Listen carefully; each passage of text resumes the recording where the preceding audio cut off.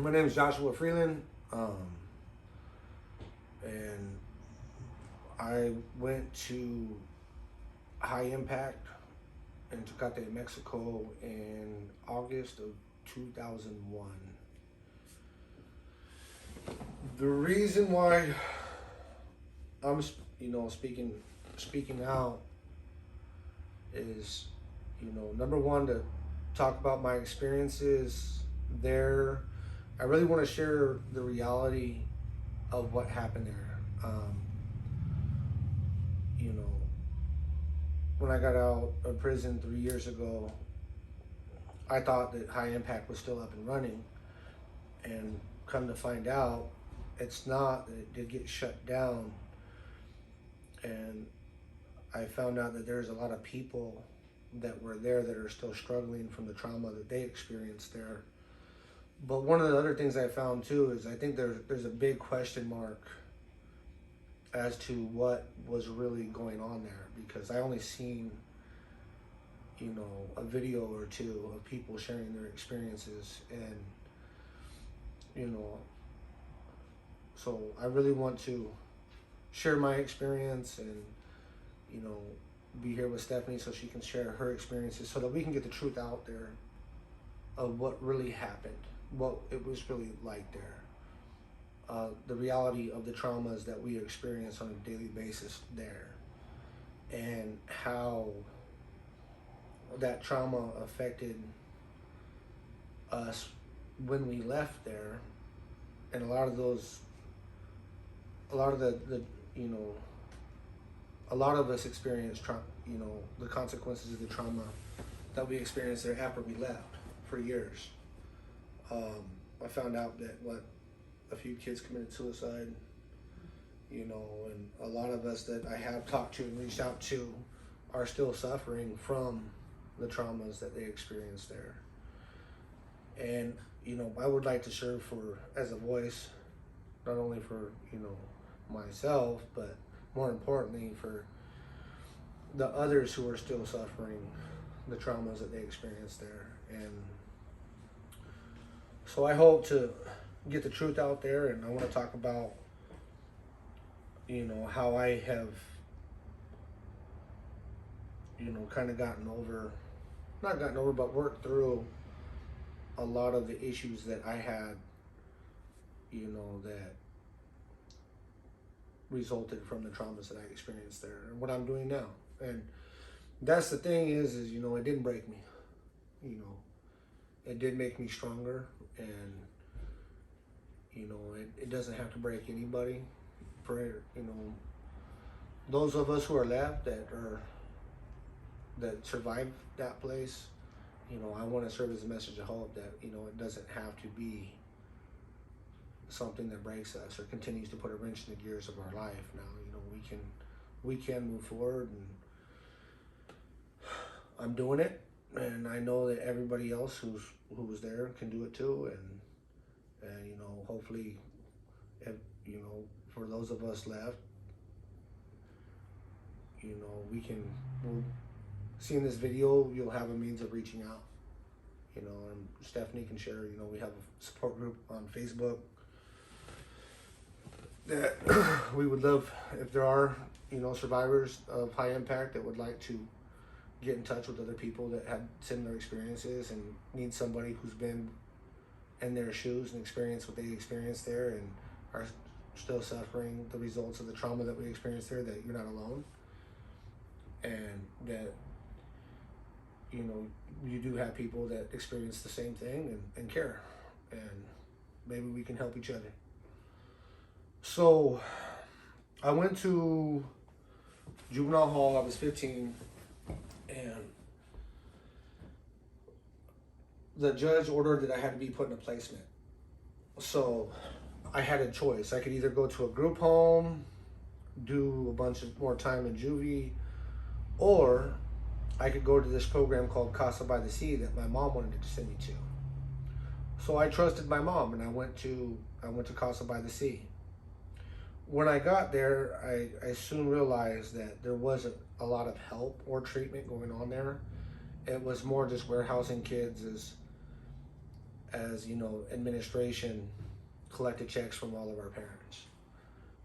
And I voiced that I didn't want to be there anymore. So they loaded me up in a truck, told me that I was going back home.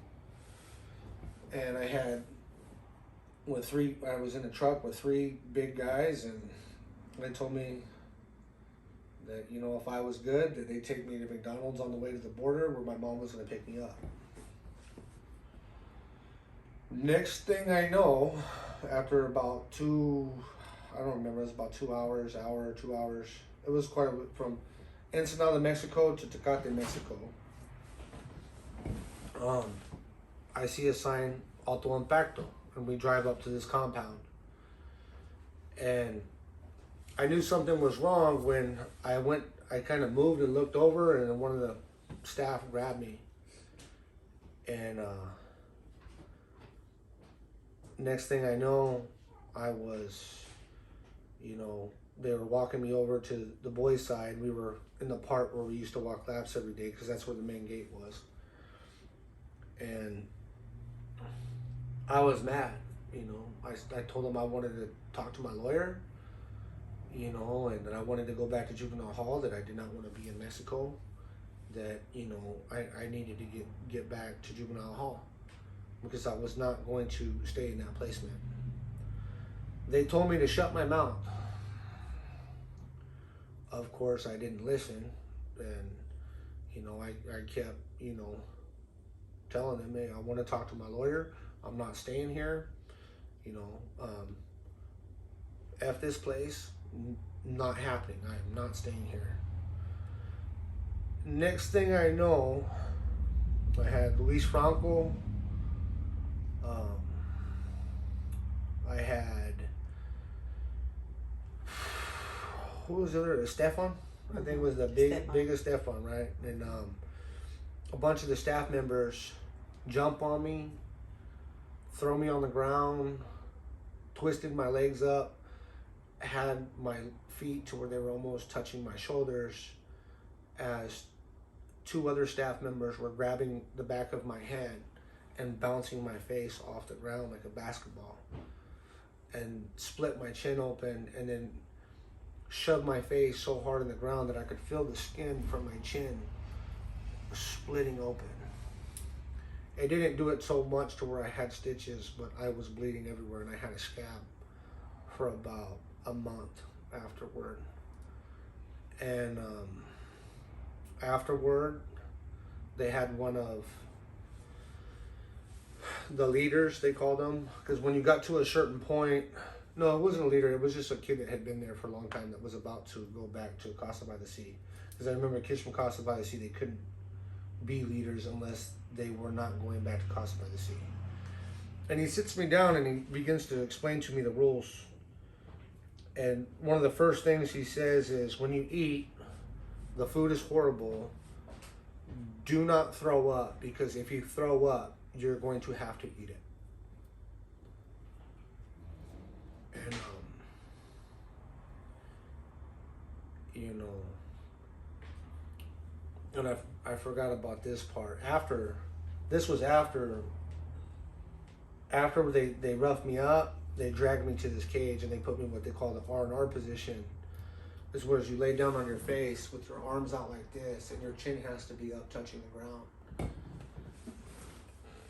And so yeah, after they roughed me up, they dragged me to the cage, put me in the R&R position, and I had red ants all over me. And I started to brush off the ants, and Miguel was there at this time. And Miguel tells me, don't move.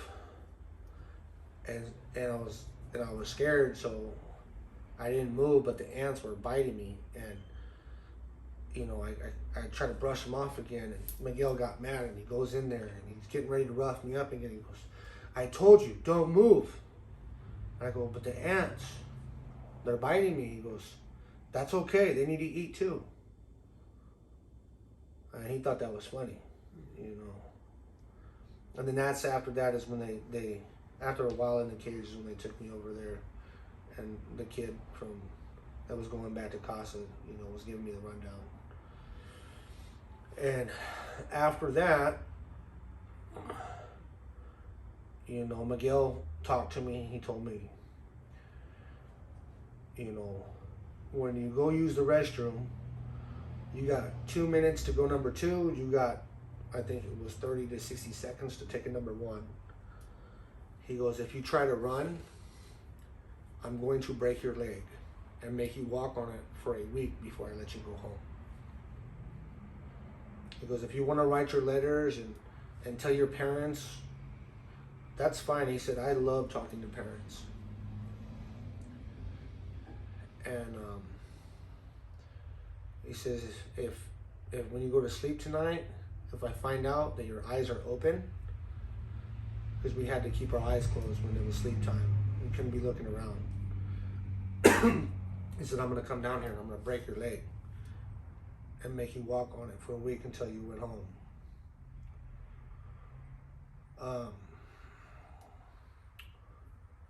That was the first day that I was at High Impact. And, you know, if I remember correctly, because it's been a long time, we'd wake up in the morning, you know, you'd wake up to 10, 9, 8, 7, 6, 5, 4, 3, 2, 1, 0. In that 10 seconds, you had to be out of your sleeping bag rolled up, on top of your crate, you know, in line, at attention. And it never failed. There was always somebody late. And they would say, tú tienes una consecuencia por tarde en la línea. And you always have someone go, but señor. And then he'd say, tú tienes otro por hablar sin permiso. ¿Quieres más? You know, he'd say, you know, you have a consequence for being late. And if you talk back, you had another consequence for speaking without permission. And they'd ask you, hey, you want some more? Every consequence, if you came from Costa by the Sea or another program, was 80 laps. You had to get 2,000 laps in order to graduate out of there. You had Category 1 consequences, Category 2 consequences. I think it went all the way up to like 4 or 5. If you came from High Impact or or if you came from Costa by the Sea or another program, you did not have Category 1 consequences. A Category 1 consequence, you would have to get 5 consequences in order to get 80 laps taken away. If you came from another program, you didn't get Category 1 consequences. Every consequence was 80 laps. And I believe, how many times did we march a day? How many times did we run laps? 3 times? Okay, so if you ran full blast, I mean full blast running the whole time, you might be able to get 100 laps. So if you got 3 consequences in one day, there was no way that you were getting any laps that day. I seen kids get 5, 6, 10, you know what I mean? If you looked at a line, if you looked at a line, if you were at attention and you were looking around, that's a consequence. You talk without permission, that's a consequence. You did anything wrong, it was a consequence. So for months, you know, it was very common that for months, most of the kids there couldn't even get any laps.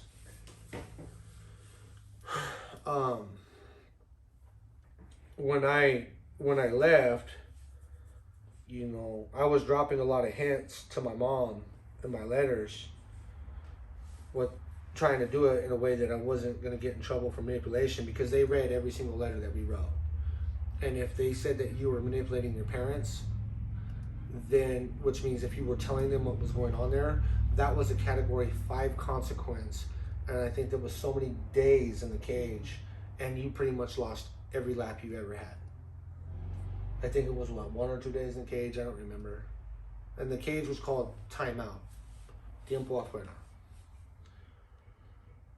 When I was there, true to his word, I seen kids, you know, that were so disgusted by the food that they threw up their food. And true to their word, I sat there and watched them have to eat it.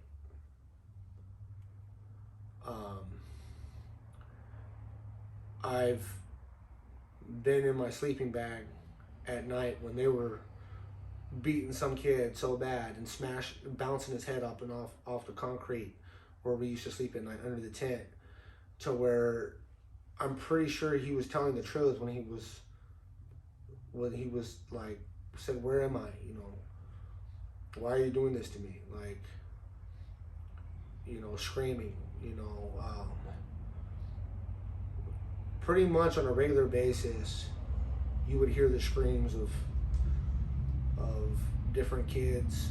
You know, the girls' side was right next to the boys' side, and later on we'll incorporate some pictures in here so that we can really define what was going on there, you know, and where everything was at. And we would hear the screams of the girls, because they treated them just like they treated us. There was no difference. Of kids being beaten. If you refused to eat your food, they saved it. You had to eat everything they gave you, whether it was disgusting or not. And if you didn't eat your food, I remember there was one time where there was this girl, and I didn't see it, but you could hear what's going on, and she didn't eat her food, so they put it where they put her food, their plate, where all the tools used to be. And come the morning time, it was covered in dirt. There was probably a few bugs in there. And they put her in the timeout cage. And I remember one of the staff members told her that it was her responsibility to eat that. She needed to learn how to be responsible. And I remember her complaint said, "There's dirt on it." And she's like, "I don't care. You're going to eat it." And she ate it. One of my most traumatic, I think my most traumatic memory there was I was walking laps, and there was a girl in the timeout cage, and she was begging. This is after they got done roughing her up. They were begging her. She was begging them, "Please let me use the bathroom. Please, I'm begging you, let me use the bathroom." And the staff told her no. And where we walk laps, the cages on the girls' side are right up against the fence where we walked our laps. And I remember right after hearing her beg, I walked a lap and I walked around again, and all I could smell was, you know, excrement. I could smell, you know, she had crapped her pants. And I remember, you know, kind of seeing her out of the corner of my eyes, because you weren't allowed to look at the girls' side, but I could see her out the corner of my eyes through the green silhouette tarp that they had on the fence, just laying there and kind of crying a little bit. I think she was crying a little bit, you know. I don't know if she was crying or not, but I knew, you know, my heart was like, I felt so bad for her, and I wanted to do something. But I knew there was nothing I could do. I could kick open that fence and open it up, or the gate, and run through there and try to save her, but I wouldn't have made it 2 feet before I had 12 staff members on me dragging me to my own cage. And I felt so helpless. That was probably the most traumatic memory I have of that place.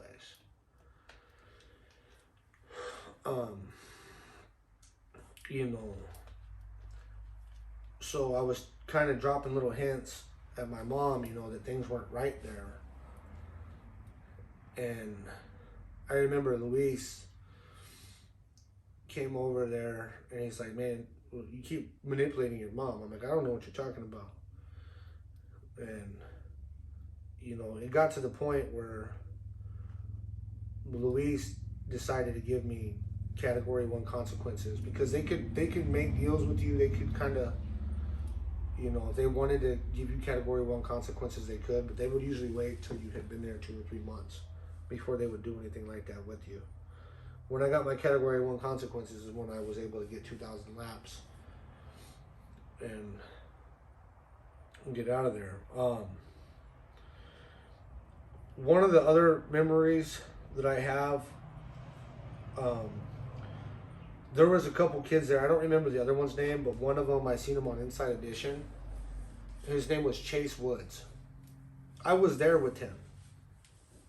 When I was there with Chase Woods, my memories of him was him looking like a Holocaust survivor. When I went there, I was about 180 pounds. When I left, I was about 140 pounds. That means I lost about 40 pounds in about 3 months. Chase Woods was pretty skinny when he already went there, when he first got there. After a few months, he literally looked like a Holocaust survivor. That is not an exaggeration. He didn't have any muscle. All the bones were sticking out of his chest. I remember him when we would do our workouts. He would he couldn't hang with the workouts. So they would just they put a 30-40 pound sandbag on his back and sat there and just roughed him up, made him do push-ups, and he was just so unhealthy. There was another kid there, I don't remember his name, that was the same way. And you know, they always messed with him. I mean, they tortured that little guy. And you can see him, I think it was on Inside Edition, but if you look up High Impact, you'll see a guy named Chase Woods. You know, we'll show the picture of it. This, you know, showing them the R&R position and in different ways they used to make us lay down in the cage. And, you know, I remember one night I don't know what I ate, because we ate the same thing every day, but I had explosive diarrhea. And right afterward, they gave me some TECATE and then made me go do the workout. Because I think we used to work out, about 3 times a day? Yeah. And I had a staff member standing on my stomach as I was doing stomach crunches after I just got done having explosive diarrhea. I mean, it was vicious there. It was brutal. And, you know, that was that. So later on, I got out. I went back to Casa by the Sea. And the main administrator, at that time, I said, screw it. When I got out of High Impact, I went back to Casa by the Sea. I wrote my mom, and I told her every detail of what happened there at High Impact, and that I wanted to go back to juvenile hall, and I wanted out of there.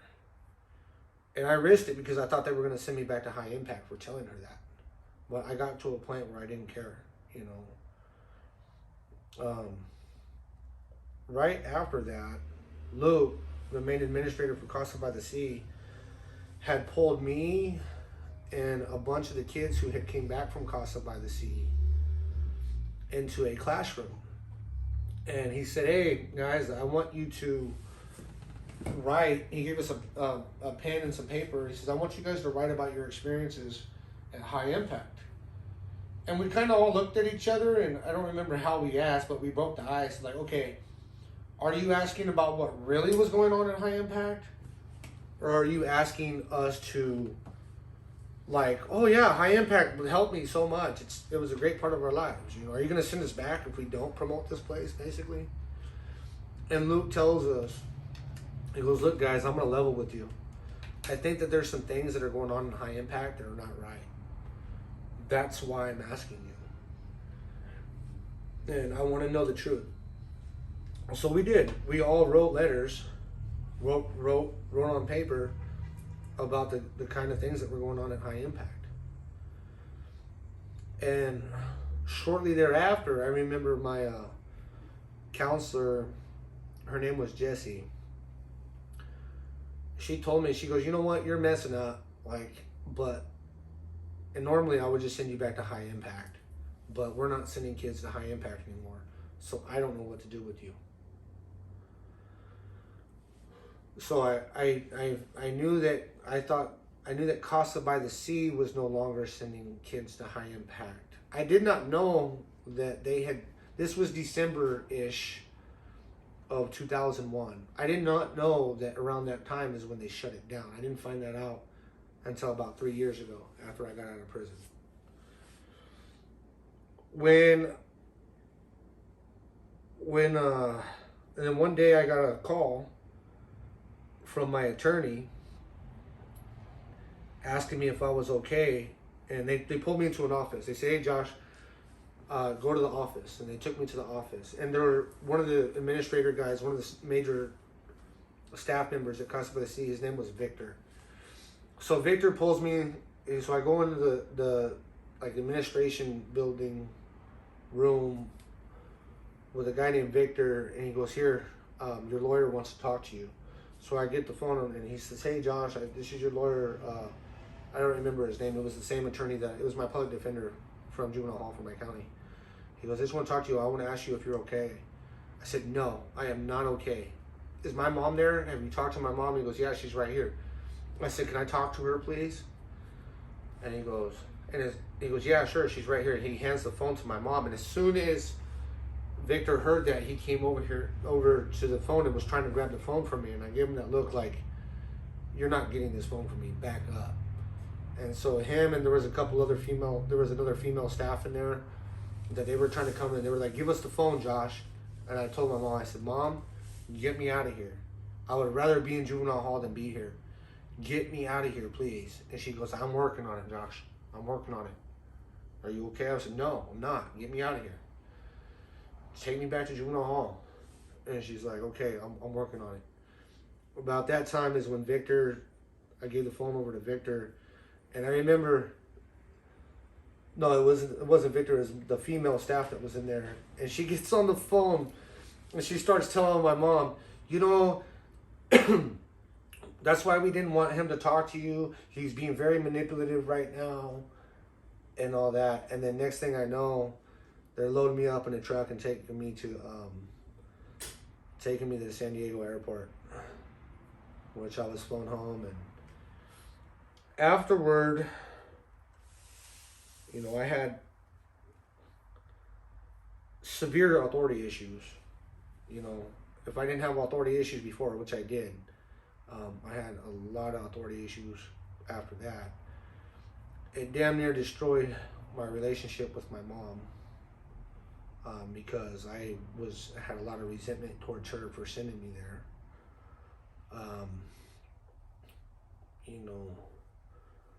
The trauma, I was talking to another high impact survivor, one of the kids that came over from Jamaica, and I was telling him about a time when I was later on down the line, I was in county jail, and I ended up beating up one of the correctional officers there. And he goes, well, I see you have you caught a bad case of the never agains. The never agains meaning I'm never going to be a victim again of something like that. And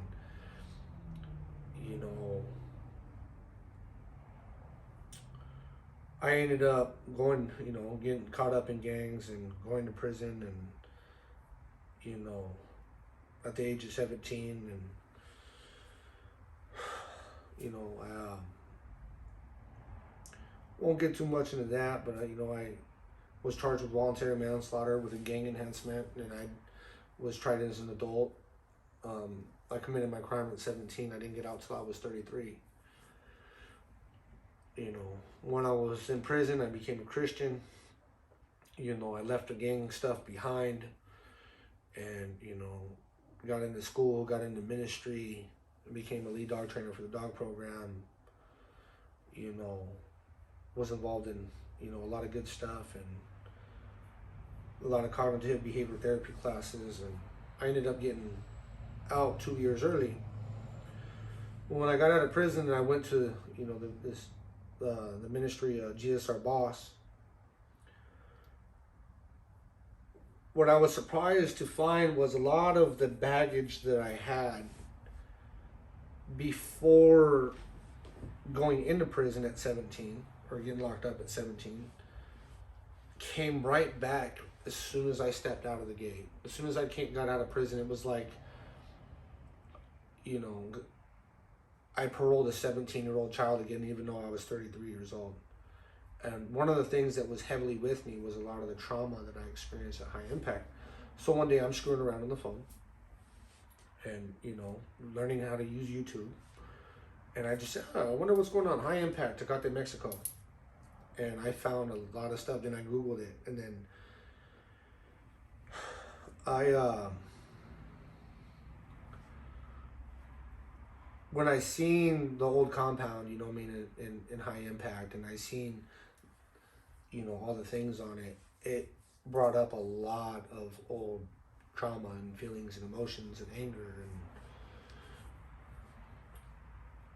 And so I reached out, and first thing I did was, you know, two of the administrators at GSR Boss at that time was, you know, Allie and Sarah, and they're like moms to me. And you know, I kind of opened the door with trust with them, and I shared my life story with them. And one of the major parts of my life story was, you know, how the trauma affected me of what I went through at high impact. And you know, I think over the years I've told a few people about what I went through at high impact, and I don't think any of them believe me, because it was just, it's pretty extreme what we went through. And so I didn't tell too many people, and I kind of just took all that stuff I had inside me as a result of that trauma, and I just kind of stuffed it somewhere. And so, you know, I shared my story with Sarah and Allie, and I shared about my experiences there, and coming out with it and talking to them about it, you know, they listened. And you know, just talking about it made me realize that, you know, I still had trauma issues there. And I reached out to a support group, you know, WASP survivors, high impact survivors, and on Facebook, and I found Stephanie, who's the administrator of that support group, and we were talking, and I found out that we were there at the same time. And I asked her, I said, do you remember that time when that girl, you know, they wouldn't let her use the restroom in the cage, and she crapped her pants, you know? And I said, that's probably one of the most traumatic memories I have of that. And she goes, yeah, that was me. And I think I was relieved that she survived, you know, like, that it didn't break her. You know, that, and I found out that she's helping kids now, that she got her degree, that she works helping kids and youth, and, you know, she's really putting an effort to make a difference, because, you know, our troubled kids, you know, troubled youth, you know, a lot of them do need treatment, and it sucks that there's so many predators out there that will jump on that need and use it as a mean for personal selfish gain, and then get off on abusing kids in the process. You know, and so I was really happy to hear that she's doing good, and since then she's been a really good friend, and this is the first time we've really seen each other after, what has it been, 22 years? Almost 22 years, yeah. 21 years. You know, and my heart goes out. I know that there's been some kids that survived there that committed suicide. And I know that there's a lot of kids, there's a lot of grown adults now that survived that place, that are still experiencing the consequences of the trauma that we suffered there. And, you know, I don't remember all the name and details of our support group anymore, but, you know, we're here. You know, if you feel alone, reach out. You're not alone, and, you know, one of the main thing that helps me, and this is just me, you know what I mean? You know, my thing, what's helped me recover, helped me in my process of recovering from that and so many other things, is, you know, Lord, my faith in the Lord. You know, it pisses me off that Miguel's still out there, still, you know, yeah, Miguel Rodriguez and Ali Hernandez, his wife, you know, and that they're still out there, you know, enjoying the fruits of all the money that they profited from our parents for abusing us. It pisses me off. But one of the things that the Lord said, He said, Revenge is mine. Vengeance is mine. You know, I have to forgive as I have been forgiven. You know, so I've just kind of given him and Allie over to the Lord. You know, may the Lord bless them. You know, maybe He'll help them see the error of their ways and bring them to repentance. You know, I don't know. But that's what keeps me from taking a vengeful spirit. You know, and that's pretty much all I got to say about that.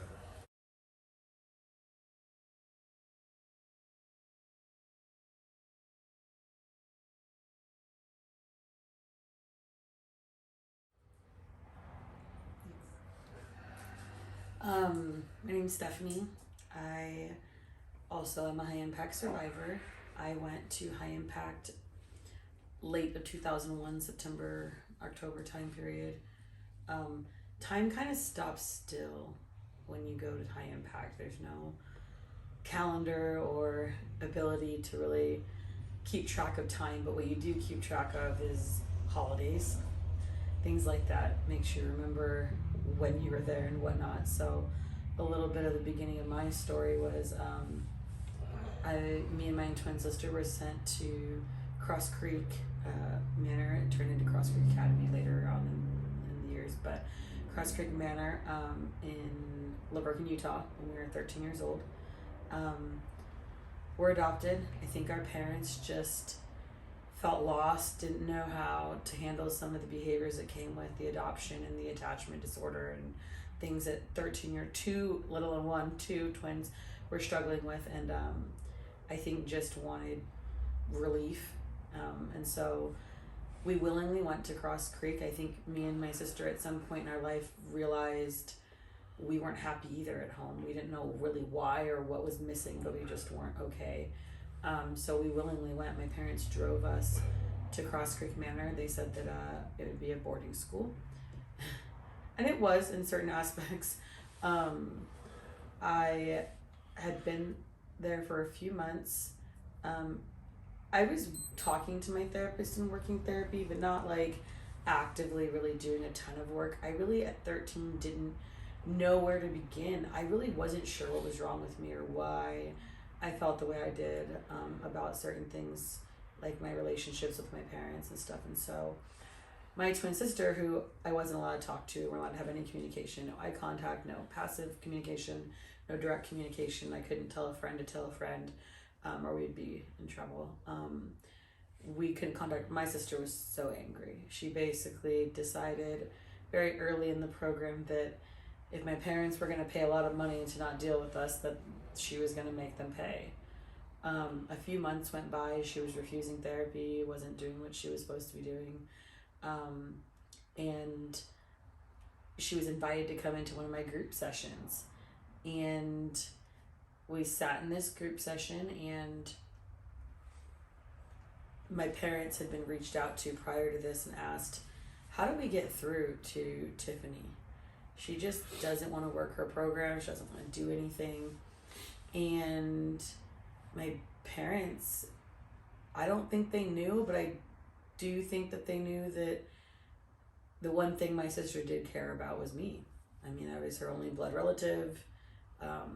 I was the only thing she was very protective about. I mean, she would harp on me our whole lives, right? 'Cause that's what sisters do. But nobody else could come after me, just her.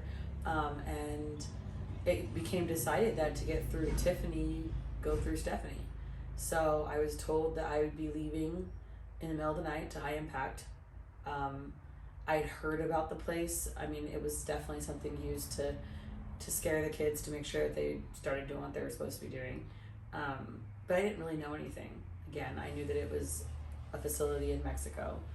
Another girl in my group the same day was told that she would be going too. And of course we both started crying because we're young kids and we're scared. And that was the point, right? My sister freaked out. She had to be escorted out of the room, taken up to a room where she would sit by herself for a while to calm down. They called it ISO, for isolation. But they had to move her out of there at some point because I was actually put in there a few hours before transporting me to Mexico because they didn't want to risk that I would run or cause a scene, because transporters didn't transport till the middle of the night, basically. So I sat in this room by myself for the last few hours at the Cross Creek. I had staff talking to me, brought me my food, basically said, like, just power through it, Stephanie. Like, you can do this. I was terrified, obviously. I fell asleep on the floor at like 3 o'clock in the morning. No, it was probably a little bit, it was about midnight, 1 o'clock in the morning. They were like, okay, like, wake up, are you ready to go? I hadn't packed anything. They said that they would take care of that for me. So I just got up. They put me in a car with 2 transporters and the other girl that was going with me. The transporters let me know, your parents have signed paperwork. We have 90% custody of you. So if you run or anything happens, like, we'll find you and we'll take you to Mexico and you'll just be there longer. So they made it very clear that, like, even my parents couldn't stop them if that had even been a idea in my head. So we're in the car. I'm in the car with this other girl. We're basically, like, just really in shock. I don't think that we really had a lot to say or knew what to do. They made a very similar comment where they said if we were good before we crossed the border, they'd get us McDonald's. They did. We crossed the border in the wee hours of the morning. I mean, the sun still wasn't up. And I remember just the pit of my stomach. I felt so sick. And I think I didn't know what to expect, you know. I saw the sign that said Alto Impacto.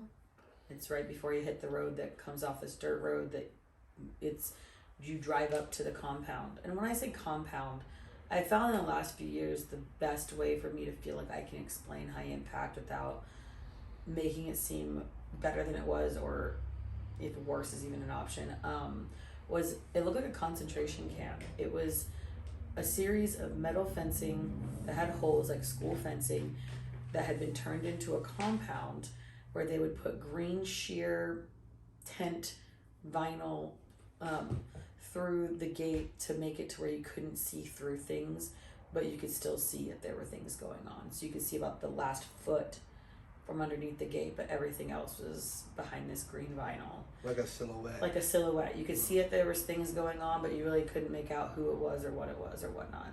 And so they pulled this huge gate back, and the car drives into what I later found out was the marching grounds, and then they close the gate behind you. So there's nowhere to run. I mean, this gate, it's got barbed wire on the top of it. It's got multiple locks. You had to take a whole chain off of it and then take another chain if you were going to get out the main gate. So even if you made it past the regular gate, you weren't making it out past the main gate. So we pulled up in this car and immediately there's female staff standing there and one male staff. He just came over from the boy side to make sure basically that there was 2 of us, make sure that there wasn't a fight. Immediately, Mama Nancy was her name, and Mama OT, and we had to call them by mamas and papas. That's what we were requested to call them by. Immediately said, from this very moment, you don't think for yourself, you don't talk for yourself, like, we will tell you exactly what you need to be doing. And she said, look at the ground. You will not look up and see this guy until you leave here, and you will not talk without permission. And all of this was said in a very, very heavy Hispanic accent. Nobody had really great communication skills other than Ali and Miguel. The staff would try, but they all spoke Spanish. We were then instructed that we'd be speaking Spanish too. And that if we didn't know how to say something, we'd be taught, and until then we needed to keep our mouth shut. And so immediately, me and the other girl, and I'm not going to name her out of respect, I mean, we still keep in contact, and like, if she chooses to, she can, you know, put out there what her name is, but out of respect for her moving forward and doing fantastic in her life, which kudos to you, girl. Immediately both of us were told to look down and not speak. And so immediately our heads go down, and I'm not talking like eyes down, I'm talking physical head down to where they could see that, like, there was no looking up. And we were explained that they would go through our stuff, decide what we could have, what we couldn't have. Again, I really wasn't aware of what I had been packed because I didn't get to pack it. And that we were expected to eat what we were given. If we were to puke it up, we'd be forced to eat it. And something I want to touch base on a little bit was this wasn't an inside facility. This was rocks and sand and dirt. It wasn't grass. It wasn't soft sand like beach sand. It was sharp, hard, and very uncomfortable ground. Even the ground that we had to run our laps on, we weren't allowed to have shoelaces. So if you chose to run them with the shoes on, you couldn't really run because your shoes be falling off because you couldn't have shoelaces. So a lot of us would choose to run our laps barefoot because just it was easier. But it really wasn't easier because in the end my feet were so cut up and swollen that I couldn't walk or wear normal shoes for over a month. But I'll get to that part after. We walked into the camp, again, heads down, terrified at that point. I remember being really cold. I remember thinking, oh, I thought Mexico was hot. And I was a young kid, you know, but the morning was freezing. Like, and I was in a short sleeve shirt, and I just remember thinking, wow, it's really cold here. And you could smell that something was cooking, but I didn't know at that time what it was, but it was breakfast. Breakfast was oats and water. And when I say oatmeal, I don't want to give the idea of Quaker oatmeal. Like, it was oats that had been sitting in a bag and boiled in water, and you're really lucky if they maybe burned it a little bit because it would give it this tiny little bit of flavor, because other than that, you were getting mush. Basically looked like dog food. And they would hand it to you in a tin little circle plate, and it was really hot, but if you dropped it, like, you were eating it. Like, if it got sand all over it, you were eating it. So you were instructed to sit down on a little carpet that they gave you that was about this big, and you were given a place under a cement block that had a tarp over it. They'd open it up for the daytime and they'd shut it down for nighttime. Like the green old military. Yeah, where we would roll it up, and we were actually in charge of picking it up and taking it down every night. So we would roll it up and tie it up, and I was really tiny, so they usually gave me the task of doing something else because I couldn't reach. But and to give you an idea, I was like, gosh, I don't know, 4'6", 4'7", super short, and I weighed probably 120 pounds, if that. I was really small. And so I'm told, okay, we're about to do breakfast, we'll get your stuff organized. When they said organized, what they meant was they would take a little orange crate, like where you put oranges or bananas in, to move them into box trucks, and they would make you fold all your stuff up, and everything you own fit in this little tiny crate, and it would sit behind you. So your toothbrush, your toothpaste, your shirt, your shorts, your underwear, that was all you were allowed to have. I don't even remember having deodorant. You had to personally ask for hygiene products, like feminine hygiene products. They didn't give you soap or conditioner or body wash. They'd give it to you once you were in the bathroom. And so I sat on this square. I'm still looking down. I'm given my first breakfast. I remember I could hear them. You really become aware of your senses when you're there, because everything becomes what you smell and hear, because you're not allowed to look at anything other than the ground. And so I could hear them behind me getting this box together. I remember saying I was cold. I remember immediately being told I had a consequence for talking without permission, and that I wasn't allowed to change my clothes until I showered and was the next day. We didn't take showers every day. We took showers every couple days. I remember being terrified. I remember sitting there thinking how I'm just going to keep my mouth shut to survive this. Basically, I didn't know what to think or expect.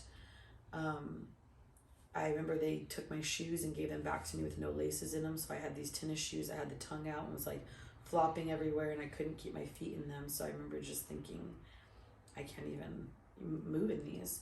And you weren't allowed to drag your feet either. They would tell you that to pick up your feet. So there was this concept of just constant struggle with what you would think would be something that was mindless. I didn't even think about picking up my feet with dragging my shoes. I was then told after breakfast that we would have chores. And the chores consisted of raking lines in the sand, picking up rocks out of the sand. These rocks would then be distributed right back to our marching area. So it wasn't like we were actually like doing anything with a purpose. It was to be busy and to keep regulation and to keep respect for the authority and what the rules were. I remember my first station I was sent to was the wood station, and it was where it'd be expected to break this wood that they would use to cook our food. And this wood wasn't like log wood, it was like these twigs that would snap when you broke them, and they'd send splinters up your arms and into your hands because you're breaking wood. I remember it being super painful. It felt like basically a ruler smacking your hand when you would break this wood. I have probably over 100 scars on my arms and hands that are little white scars up and down my fingers and my arms from breaking wood at high impact. I found that I always wanted that station because for me it started to become mindless work. I didn't have to think about doing it wrong, like within the line raking. If I made a not straight line or something like that, I could be consequented or had to do it over again or whatever the case was. I feared failing at that point out of fear of what would happen to me. So I picked the station as often as possible that hurt me basically every day, because I at least knew what to expect in that situation opposed to some of the other ones. I then found out that lunch was beans and rice, and again, like, I'm not talking about Taco Bell or Mexican restaurant beans and rice. I'm talking about made in big dirty outside pots that would boil these things. Sometimes it was cooked, sometimes it wasn't. Sometimes our rice wasn't cooked, sometimes it was. Sometimes it was burnt. Again, I used to always pray for the burnt part because I felt like it at least had flavor. But then it would hurt your stomach, so it's like you had to pick your poison. And you were expected to eat all of it too. And it was disgusting. It tasted like dog food. And I remember being afraid of whatever dinner was going to be, because at that point I felt hungry and cold and scared and didn't know what to expect. And we continued to run laps during the day, like Josh was talking about. I was running them barefoot, and I'm sure every new kid felt this way, but I started off so motivated. I was like, I'm gonna get these laps done. I'm gonna like just get all of them. I'm gonna run. I'm gonna get this done, and I'm gonna be out of here in a month. Watch. And I remember my first day of getting consequences and realizing I got more consequences than laps I had ran. And I remember feeling so defeated with the idea that I hadn't actually accomplished anything that day. That I actually was going to start the next day minus laps. And they had a board next to where we ran laps that they would keep track of our laps. So you knew exactly where you were at. And you couldn't look at it, but you could ask one time a day where you were at with your laps. And I remember just never feeling like I was ever going to leave. We got to dinner, and I remember them saying it was going to be chicken. I could hear them. And I was really blessed in growing up in a home that Spanish was spoken by my mom and my grandparents. So I understood a little bit more than some of the other kids understood, or at least could pick up on what they were talking about between each other. And again, that's all you do is listen at that point. And I remember hearing chicken, and I was so excited to feel like, oh my gosh, I'm gonna have actually something normal. And then I remember getting my plate, and it was like chicken fat and chicken arteries, and it wasn't cooked all the way, and you could see the red in the blood vessels. And I didn't know what I was gonna do.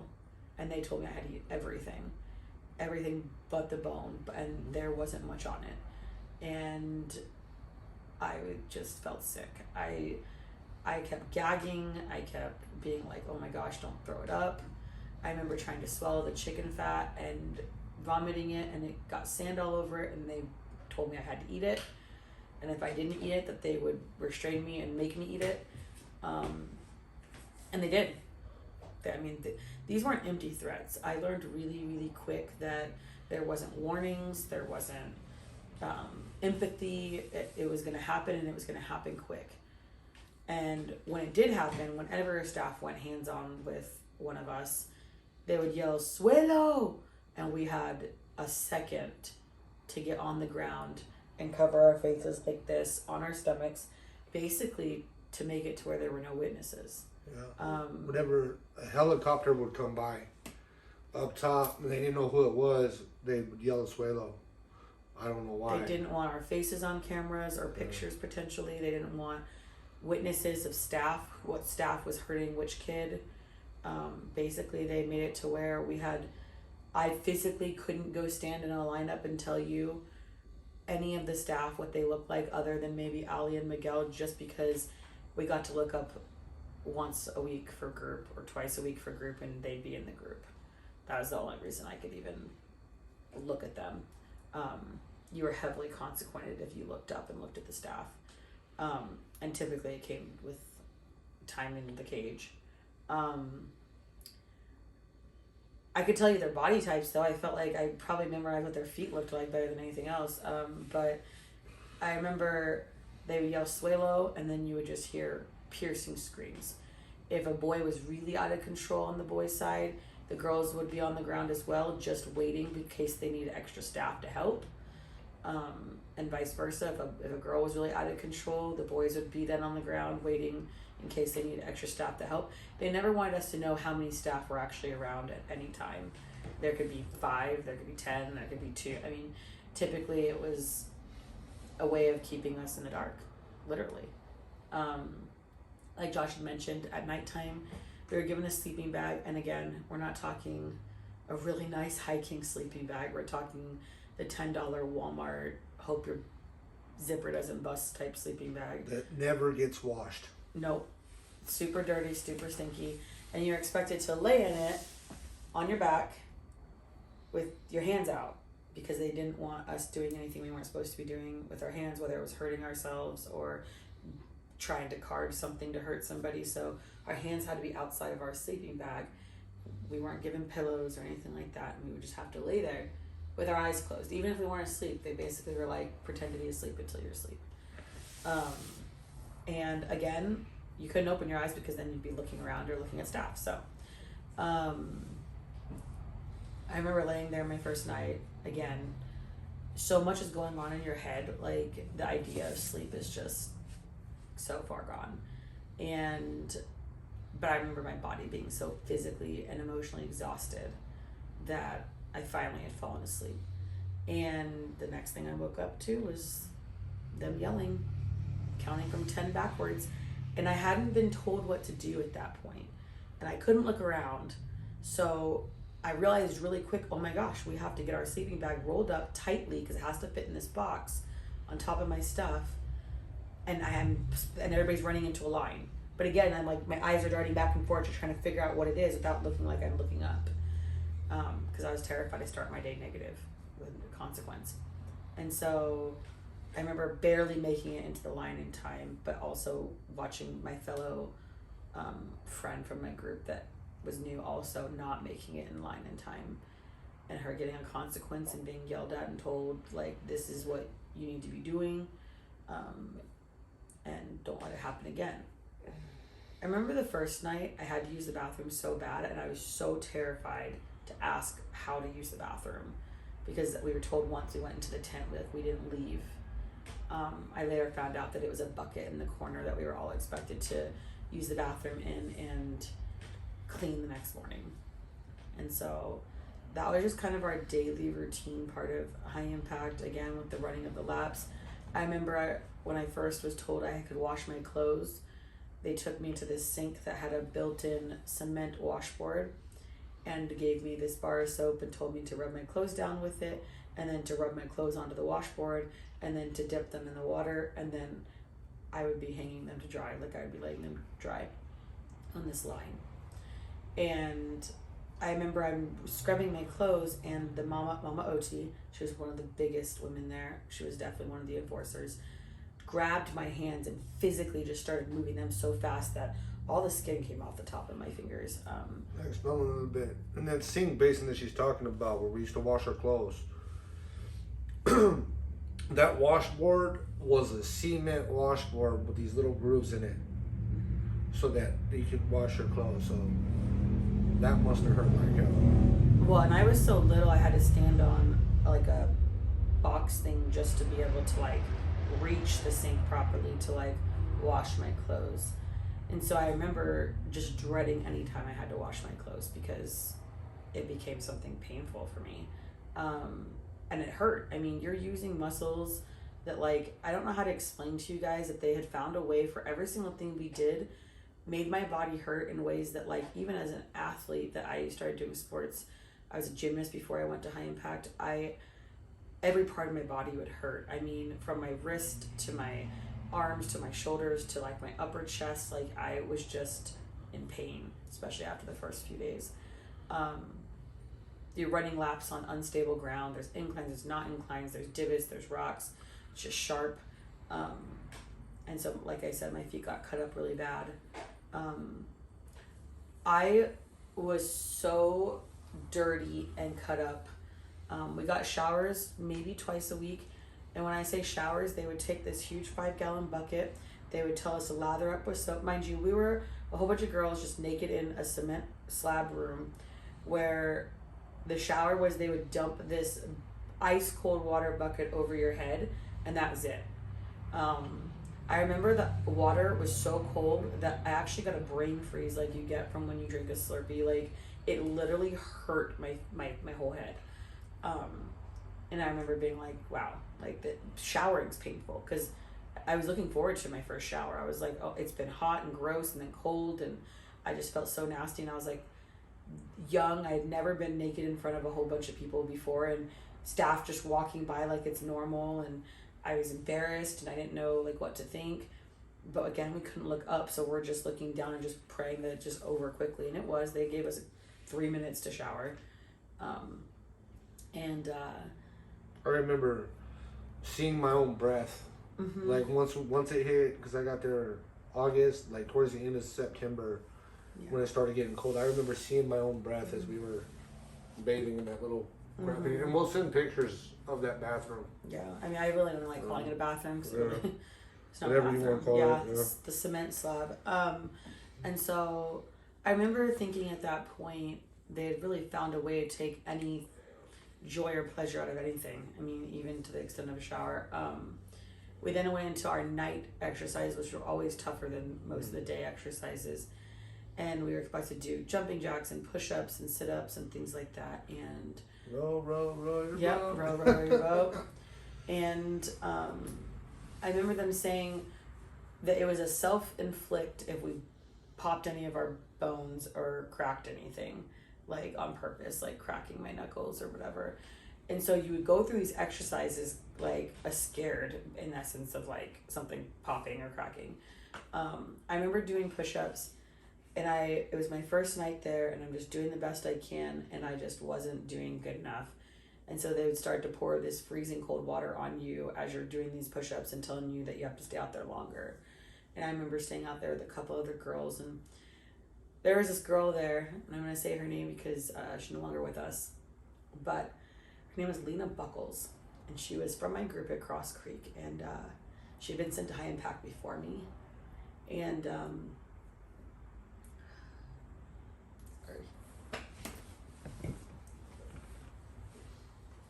she found ways to make us all laugh and feel like it wasn't hell, and she would always take the consequence for it. I mean, she had a way of even making the staff giggle and then correct themselves. And I remember us being out there doing these push-ups with water, and I remember her laughing and saying, "Oh, I didn't know we got an extra shower. I feel so lucky."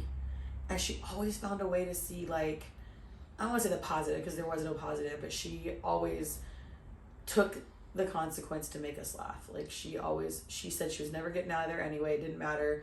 So she would just bring humor to it. And she was like the light some days where you just didn't even know if you could smile or laugh again. I remember Lena always had a way of doing that for us. I came in to count, and I was doing a push-up, and a bug ran across my hand. And it wasn't a bug I had ever seen before in my entire life. And mind you, I'm terrified of bugs, but this is a whole different story. It was something that they called a baby face. Mm-hmm. And Niño de la Tierra. And it was half scorpion, half spider. It was clear and brownish and tan, and it was like this big. And it just ran across my hand when I was doing my push-up. And I remember like squealing and the staff telling me not to move. And I remember Lena saying, "Oh, it's a baby face. Those things hurt." And I was just terrified. And nobody's killed it, stopped it. It was like it was just allowed to be there. And so it just added one more thing to, I sleep out here. I run barefoot out here. I'm showering out here. I mean, I'm doing everything out here, and there's these bugs and snakes and creatures that are just have full access to me. And scorpions, and they just were around like it was normal. Lena actually ended up being stung by one, and I remember she got no medical treatment. They slapped mud on it, told her to stop complaining, and that was it. And so Josh told a little bit about the story about the cage. I didn't go into the cage a lot, nowhere compared to some of the other girls. I worked so hard at being compliant and not causing any issues out of the complete fear that I didn't know if I had the mental capacity to survive what some of the other kids had been going through. You were 13, right? Mm-hmm. I was 15, yeah. So the 13, that's young. Yeah, and I honestly had never seen this kind of struggle in my entire life. I was adopted young. I had a very well-off family. I had, seen the greatest parts of the world with like road tripping with my dad and traveling with my parents. I did to Disneyland. Like I had never seen a life of struggle or despair or pain or hurt or anything like that. I mean, movies was probably the closest thing I had to understanding what this was like. And I remember I was walking laps, and all of a sudden the staff was yelling my name and telling me to come over to them. And I didn't understand why. And of course it's just automatic fear, because you just don't know what you're in trouble for. I mean, it would just come out of nowhere. And she said, I saw you look up at the boys' side when I was walking my laps by the boys' side. And I was like, no. And they immediately were like, see, and they told me I had to go to timeout. And I hadn't looked up. I mean, maybe my hat looked like I did when I was running laps, but I hadn't. And they put me in the cage, what they called timeout, but it was a dog cage. And I was first just sitting there, and they had me just sitting Indian style with my hands on my thighs. And then the staff came in, and I had been cold. And so she told me to take my sweatshirt off. And so I took my sweatshirt off, and she said, you need to lay in the R&R position because you want to look up. We're going to make sure that you get plenty of time to look up. And so they had me lay on the ground in the cage and put my hands up, and they make you turn your arms like this where your palms are up. So again, this is a very odd way of rotating your shoulder into dirt. And then they have you put your legs out and cross your feet. Mm-hmm. If you refuse to do that, they take your crossed feet and they stick them basically so high that you touch your head, as they're telling you that your head has to go back down, which naturally goes up. And that's when your chin gets split on the rocks.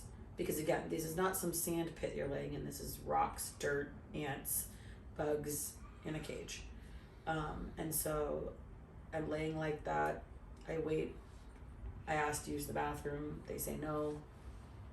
Mind you, I didn't have a normal bathroom experience the entire time I was there. Like, my stomach was in constant upset. So the idea that like you could even regulate properly was just out of your complete control. I mean, you just never knew. You never knew if the oatmeal being burnt was going to hurt your stomach. You didn't know if the chicken fat just wasn't cooked enough to where it was going to give you food poisoning. Like, you just didn't know. And so I had asked multiple times to use the bathroom. They said no. I had to use it in my pants. They said, you're still going to lay there. We're not letting you clean off. And so they made me lay there. And I don't know if I was crying. I think I was just whimpering at that point, because they would just tell me to shut up. I physically don't think I think my body just didn't know how to respond properly at that point.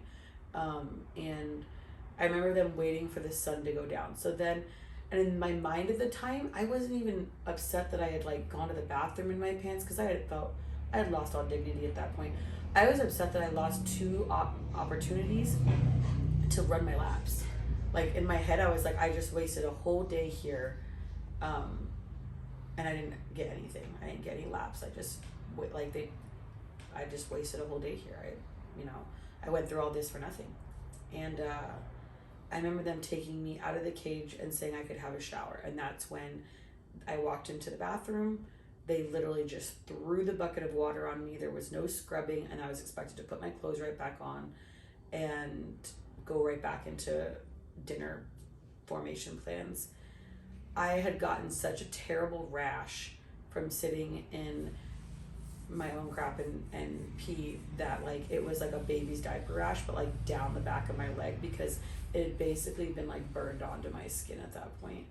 And I just remember having it on the back of my legs, and it just being super painful, like a sunburn, and there was no medical treatment for that.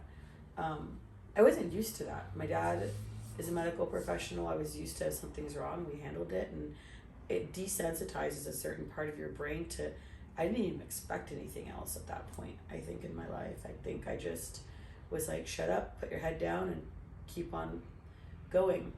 They would make us sit on these slabs for a couple hours a day where we would listen to Father Martin AA tapes. I had never done a drug or drank alcohol in my life at that point, so I would kind of just tune out. But I remember my brain going to a place of what I know now is trauma response, of survival. I would think of anything I could that made me happy, what I was going to do when I got out of there. Your happy place. Yeah, exactly, my happy place. If you nodded off during it, they would kick your ass. Pardon my French. They would take a big old sandbag. Mm-hmm. Hey, bro, this is you now. And Yep. I mean, it would be on your shoulder. You had to walk laps with it. Yeah, work they'd be out like, with oh, you it. want to sleep? Yeah. Like, we'll make sure you don't fall asleep. And so, like, you just had to go to a place in your mind that you could just get through it. And I remember at 13 years old thinking, is this my life? Like, do I survive this? Like, am I okay still being on this earth? I mean, I've never struggled with suicide or suicide ideation, but in that moment in my life, I struggled with, what if I don't get the laps I need to? What if I'm here for too long? What if they convinced my parents to send me somewhere worse? The unknown, I think, was probably the most traumatizing for me. And so I remember going through the motions. I remember Halloween passing. They gave us an orange as a celebration of Halloween. Dia de los Muertos in Mexico. I remember Thanksgiving passing. They gave us a tomato to make sure that we knew it was Thanksgiving. We had to eat the whole thing. It wasn't like it was this roasted tomato. It was a raw tomato. You ate it like an apple, and that was the reward. And I remember thinking after Thanksgiving, oh my God, I'm going to spend Christmas here, because I wasn't done with my laps yet. And I wasn't defiant. I really didn't get into a ton of trouble there. And then I remember waking up in the middle of the night to yelling. And that just never ever happened. It was something very, very rare. And I remember hearing the tent flaps start to get thrown up really fast and loud, which again was really rare. It was usually so quiet you could hear anything. I mean, if somebody even opened a wrapper, you're like, oh, staff's eating, like you knew. And I remember a lot of yelling in Spanish, and I felt a hand on the back of my shoulder, like pick me up from my sleeping bag, yell something in Spanish, and it was a man that was dressed all in black, and he had this huge assault rifle, and he had a black face mask cover, like where you could see his eyes and his mouth, but you couldn't see him. And he had some patch on his clothes that looked like some sort of Mexican law enforcement. I then found out later it was members of the federales coming in and taking us out of high impact. And so we got thrown in vans. And at the time, I didn't know what we were getting thrown in vans for, but they were throwing those of us that came from the same places back in vans together. So I get thrown in this van, and my first instinct is to think, oh my God, like we're being trafficked, or we're being like sent away or shipped somewhere, or they're teaching us some sort of scared street type thing. Like, I didn't know what was happening. I was terrified. And nobody said anything to us about what was happening. And I remember seeing signs for the border, and I just remember feeling like, oh my gosh, are we going back? Like, could that actually be happening? But I was too scared to ask or talk to the guy driving the truck, because I didn't know. And And then I remember crossing the border and seeing staff that I recognized from my old facility, Cross Creek. And I remember just being so excited and just like so relieved, like, oh my gosh, I'm going back to somewhere quote unquote normal, right? Like somewhere I wasn't gonna have to live in this hell. I remember them getting out of the van. I remember them like hugging us and crying. There's a lot of tears. And we got back in the van and drove back to Laverkin, Utah. And I remember the staff using code words over their radios to be like, the Eagles landed, because they didn't want all the other kids to know, like, all of us were coming back. And a big part of that, I think, was they're worried that kids would think, oh, if they're bad enough or if they don't listen well enough or they create a big enough problem, we can get these places, shut down or whatever. So, and a big part of it was they didn't want my sister to know that I was on the way back yet. I remember getting back and then immediately being taken into the showers to have a real shower. And then them trying to give us these clean clothes and these clean things and then saying, no, take a longer shower. No, like, you're still dirty. And I remember just scrubbing my legs, and I had a terrible tan, but also the dirt was so embedded in my legs, it actually took weeks of scrubbing my actual legs to like get the embedded dirt out of my skin, because I had so many cuts and bruises and scrapes that like it was just like in my skin. And I remember them trying to give me socks and shoes, and they didn't fit. Like my feet were so swollen that like I couldn't wear them. Can I expand on that real quick? Yeah. So when I was at High Impact, like she said, we had to run laps, and I had these tore up sandals, because you couldn't wear shoes like this with laces. For us, we had to have some kind of sandal. I think of the guys that did have shoes, they took the strings out, and they couldn't have any strings in their shoes, so they used to just flop around. And so, but I had sandals, and they cut into my feet so bad, and I smashed my toes over so many different rocks that I had a nasty infection in my feet. That later on, about 6 months later, when I got out of when I went back to about 6-7 months later, when I was in juvenile hall, when I got out of High Impact and Casa by the Sea, I found out that infection caused a lymph node to swell up in my groin, because it soaked up all the infection from my feet. And so they had to check it, make sure it wasn't cancerous, so they cut that out of my groin, that lymph node out of my groin. And then later on, because they had to cut that lymph node out of my muscle tissue in my groin, I popped a hernia right there in that same spot. It's a medical consequence of that. Yeah, my feet were so cut up on the top, and I can't explain it. It wasn't like slashes of cuts. It was, the weather was so harsh and cold that it would crack the top of your feet and just open up these little slivers. It was like paper cuts all on the top of your feet that were just like super swollen, red and infected. Yeah. And I still to this day suffer from plantar fasciitis, with not being able to, like, if I'm on my feet too long, like, it's super painful for me. But so I got special permission from Cross Creek to wear these like Birkenstock like type sandals that they went to all the way to the last notch of like opening them up without any socks on for the first few weeks I was back, because I couldn't wear anything else. It was too painful. I had to cut my hair. It was matted because obviously we weren't washing our hair properly and cleaning properly. And I had a lot of scars, a lot of burn marks on my arms from cooking the food, a lot of scrapes and cuts and bruises, but I think the most horrendous scar was the emotional one. I couldn't sleep. I still struggle with sleeping.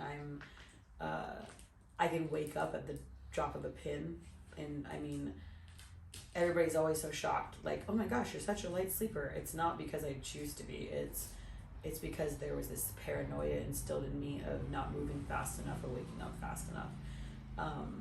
And it's something I still struggle with. And I'll be the first one to say I don't take medications due to a genetic history of addiction that I don't want to trigger. So I deal with it now in a healthy manner of exercise and really making sure that I am spending my day with a purpose so that I feel actually emotionally rested at night, so I can sleep.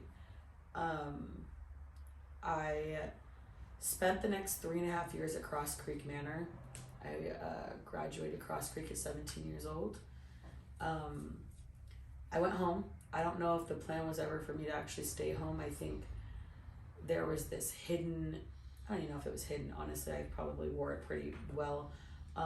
There was this level of resentment and anger towards my parents for sending me to High Impact and for making me feel like for 3 months that my life potentially wasn't worth anything.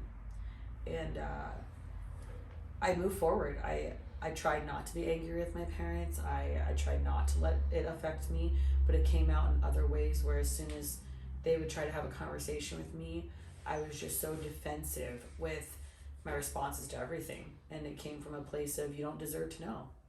I built this, I did this, and you don't deserve any credit on the person I want to become, choose to become, have become, because I was angry, you know?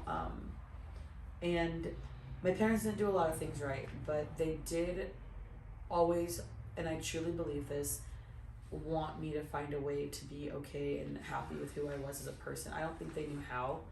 These programs lied to our parents on so many occasions.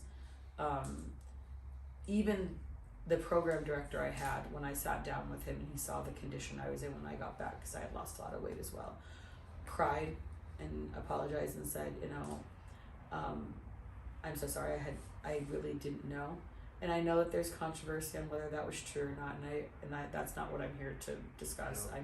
I'm here to discuss there was a genuine disbelief in the actual level of hell. Because even when people came to visit, they acted differently. They would make us act differently. The staff would be nice. They would pretend, and we knew if we said anything other than what we were pretending, that we would suffer later. So we did. We pretended to be okay. The staff pretended like everything was okay. So I could see how even when somebody would come visit, how easy it was to get sucked into, wow, maybe they're actually changing these kids that we thought were out of control, you know? Yeah. And so I really try to come from a place of empathy of, I don't believe, other than the people that actually were at High Impact on a day-to-day basis, that anybody other than us kids really, truly knew what was going on at High Impact. I learned a lot from treatment. I know that's not the popular opinion amongst a lot of us survivors. I found a way to learn to love myself and be okay with some of the things that I had encountered in my life, to learn to not necessarily have all these relationships with my family, but be okay with that not being okay. Like I had to make peace with a lot of things that took years for me to make peace with. And I left Cross Creek at 17 as a high school graduate. I graduated with honors. I then got into a few dysfunctional relationships because I had spent my entire youth thinking I knew what real relationships were, and I didn't. I then got involved in a really abusive marriage, to where my ex-husband would physically abuse me, emotionally abuse me, verbally abuse me. And anybody that knows me now is probably like, oh my gosh, you're a firecracker, you're a lion, you're all these things. Like, I can't physically imagine you being in this circumstance. But I was in that circumstance because there was a part of my trauma in my brain that when I was starting to get into this cycle of abuse with my marriage, that I shut down, just like at High Impact. I put my head down and I just did what I was told to do, and I went to a place of survival. And I'd already been in that place at High Impact, so it almost became a second nature for me, like survival mode. I got pregnant and I had 2 babies by the age of 21. I had a newborn. He was born a week before my 21st birthday.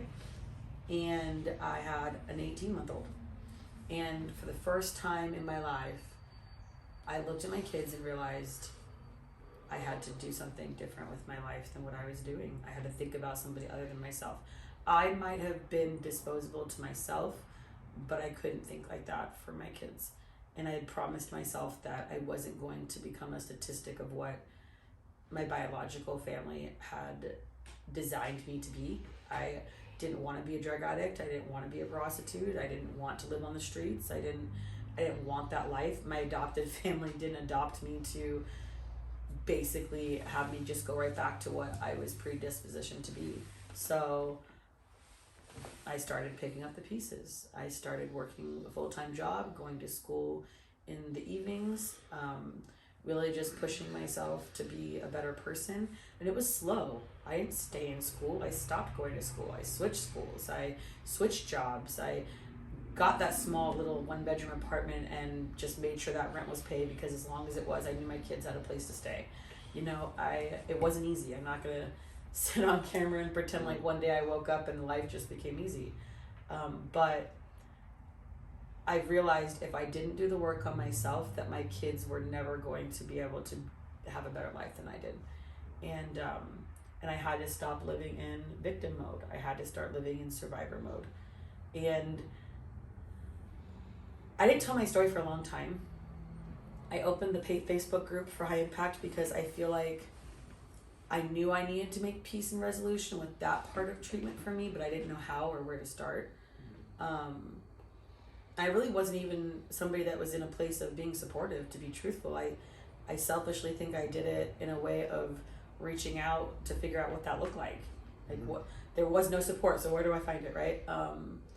And social media was so new. I mean, 20 years ago, it wasn't what it is now, you know. And when I made the Facebook group, I joined it, gosh, I don't know, I probably would, if I had to guess, it's probably 14 years ago, 13, 12, I don't know. And I was nowhere near where I need to be. But fast forward, I work with that youth risk now. I opened up after working residential treatment, and I'm going to be super transparent because I know some of you have been victims of RTC abuse and violence, and I don't want to discount that in any shape or form. I wasn't there with you, and I know young and immature me might have made comments in the past that might have discredited a few of your experiences. So I do want to acknowledge that, like, some of you, I'm sure, do have some really terrible experiences. I only will speak on my own. I started working in residential treatment because I firmly believed that in order to help these kids, we needed to be part of the change.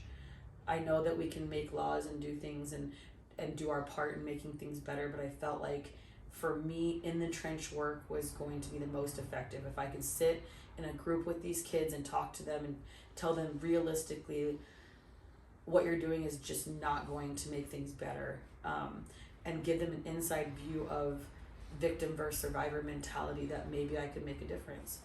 I worked in a treatment facility on the boys' side for a while, where it was the most rewarding experience of my entire life. I created relationships with these kids that I needed at 13, 14, 15, 16 years old. And I had it. There were a few staff at Cross Creek that I still to this day have a fantastic relationship with, because they were those people for me. And so now, after becoming residential director of a boys' facility and creating even more empowering relationship with these kids, I realized that we were missing something when these kids graduated treatment. We were missing transition. These kids would be given all these tools and taught how to use them, put them in their tool belt, go home, they lay this tool belt out on their bed, and they're like, what the hell do I do with this? I practiced it in treatment. It's not the same out here. I don't even know where to start. And so many of my kids would reach back out to me after graduating, and they're like, Steph, what do I do? I don't know how to do this. I don't know how to do that. And I was just like, did I fail them? Like, it went right back to, did I not set them up to succeed? And then I realized it wasn't about that. It was about the fact that they had never had to practice it outside of a limited environment of resources. And so I started a coaching company where I help young adults, so whether teenagers or older, learn how to get independent, transition into being better versions of themselves. Does that make these kids perfect? Absolutely not. But none of us are. So I got to start somewhere. And so I reached out to Josh, and we've been connected over since he's been out of prison. And well, I reached out to you. He reached out to me, but I reached back out to Josh after, and basically was like, I need help. And I do. I think there's times where I need perspective from somebody that maybe lived a little bit rougher as an adult, or he needs perspective from somebody that's maybe felt differently about certain situations that we've gone through. And the idea is, as adults, like, we choose every day that we wake up whether we're victim to our circumstances. I firmly believe that we are victims of a circumstance, but I truthfully in my heart believe I'm a survivor by choice every day. And Josh could wake up tomorrow angry enough to go right back to prison because he's got a lot of reasons to be angry, justifiably so. I as well. I have a lot of reasons to not have good relationships, to not work hard, I could be on disability. He could too, for what we went through.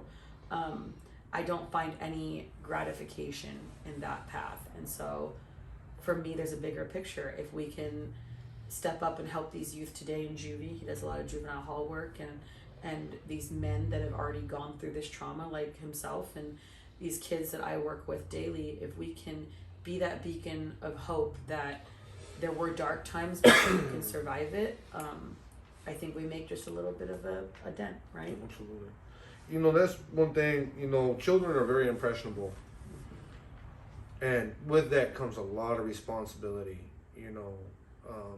When working with youth, you know, on one hand, it's cool. Like, you know, when I go to the juvenile hall, they're like, oh man, look at this OG. You know what I mean? Look at this.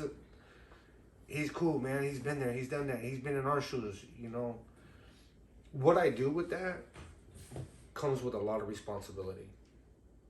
You know, Absolutely. Nowadays, you know, the kids are our future, you know what I mean? And they're in a vulnerable place, and when they're not making good decisions or they're having a hard time, you know, I do believe in treatment, you know what I mean? Like, my number one treatment was, you know, becoming a Christian, you know what I mean, the Word of God. And Jesus said, do unto others as you would have done unto you. That's the first time I ever understood the meaning of empathy. You know, something bigger than you. Yeah, you know, empathy, you know, putting yourself in other people's shoes, you know what I mean? But, you know, I did do cognitive behavior therapy classes in prison, you know, self-awareness and recovery, victims awareness, you know, treatment. I stand by treatment, you know what I mean? The thing is, you know, for those parents who have kids that are having a hard time, what I want to communicate to you is be very careful, because there are a lot of program predators out there that will... There's life predators. I actually want to clarify that. There's program predators, there's life predators, there are institution predators, there is a bad person in every single line of work and idea out there. Well, what I mean by program predators is there's programs out there that are designed to warehouse your kids, you know, while they're just taking your money. Mm-hmm. Be aware of what's going on with your child. You know, be aware of what types of treatment they're getting. Make sure that they're not being abused in these placements that you put them in. Look for transparency. Yeah. You know, I think that was the number one red flag in what we were involved in, was a lack of, like, faxing letters, not allowing us just to write them. They could take them away or not send them. I mean, they had full control over what we wrote. You know, look for transparency. Can you visit basically whenever you want, as long as you give a heads up? Can you talk to your kid in a reasonable time period as much as you want to? I mean, that was something as a residential director I was so passionate about, was keeping these kids contacted with their parents, making sure communication lines were open, making sure that the resources and transparency was always there, because with a lack of transparency comes deception. Yeah, and so that would be the thing that I would want to communicate to the parents, is just be aware of what's going on with your child. To Miguel, you know, Rodriguez, Nelly Hernandez, you know,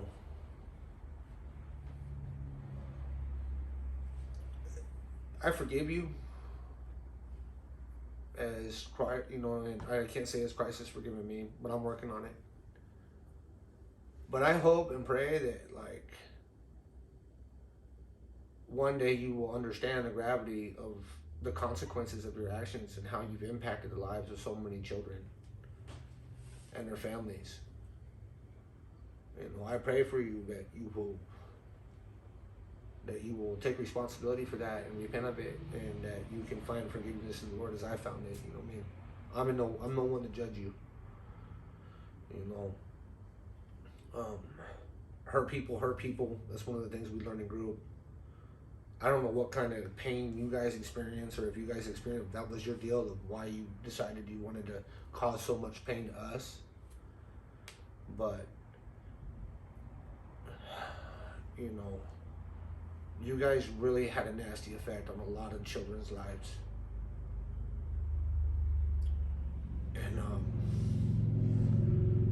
And for the parents, the kids that came back from high impact, the parents that didn't believe their kids when they told them what was going on there, this is what happened. Some people might say, oh, it was 22 years ago, get over it. I can't go camping anymore. You know, I went camping last weekend and I forgot my pillow. And I'm going to get under my sleeping bag and I'm back in high impact. I'm waking up in the morning waiting to hear, you know, somebody count backward. I'm not gonna sit here and say I'm over it, but you know what? It's a part of, you know, I'm getting through it. You know what I mean? And you know, I'm doing what I got to do, and you know, I just, you know, and for those of you who were there, you know what I mean? You're not alone. We're here. And what's the name of our high impact group? It is WASP, TECATE, Mexico, High Impact. WASP. Hold on 1 second. It's WASP High Impact Boot Camp in TECATE, Mexico, Survivors. And there is another high impact group. I know it was designed after my group. Whatever you feel like you need to be your support and your truth is what you should do. We're all in this together. Yeah, we're all in this together. And I just want to thank, you know, first I want to thank the Lord for helping me get through, you know, what I've been through. And I want to thank Ali and Sarah, Majias, our boss, for listening to my story, you know, and you know, just after this, I kind of just want to move forward. You know what I mean? All you guys are welcome to reach out. You know, I know Paris Hilton's got her thing. Mm-hmm. You know, she's kind of blowing the whistle on all these programs that have been abusive toward children, and I think it's bringing a lot more heat down on places like that, and it's making them, you know, establish rules and regulations, and I appreciate that. Thank you, Paris. You know what I mean? Yeah, God bless you guys, and whoever's listening, and you know, that's it. I'm done with this. I'm done. I'm done. Thanks, guys.